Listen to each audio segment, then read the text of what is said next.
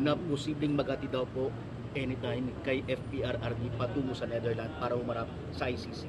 In which case, then we are violating our own sovereignty sa ganyan.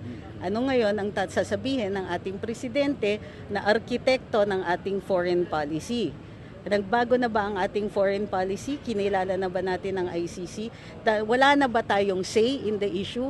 Kasi by allowing a foreign authority to take a citizen of the republic nang hindi natin kinikilala yung order na yon, parang pinayagan natin kidnapin yung isang mamamayan natin. Ma'am, wala na tayo sa ICC, ma'am. Pero mukhang nakikipag-usap ang gobyerno sa ICC. Ano pong pananaw niyo dito? Sinungaling yung presidente natin. Bakit tayo nakikipag-usap?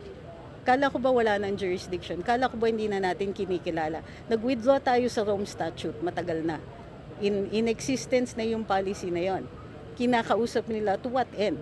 Kung hindi nila papayagan na at least man lang dumaan sa hukuman itong warrant of arrest na, alleged warrant of arrest na ito, then nagsinungaling sa atin ang Pangulo. Kasi walang kalaban-laban niyang isusuko ang isang mamamayan, isang citizen ng Republika ng Pilipinas nang wala man lang pagkikilala sa batas ng Pilipinas. So ang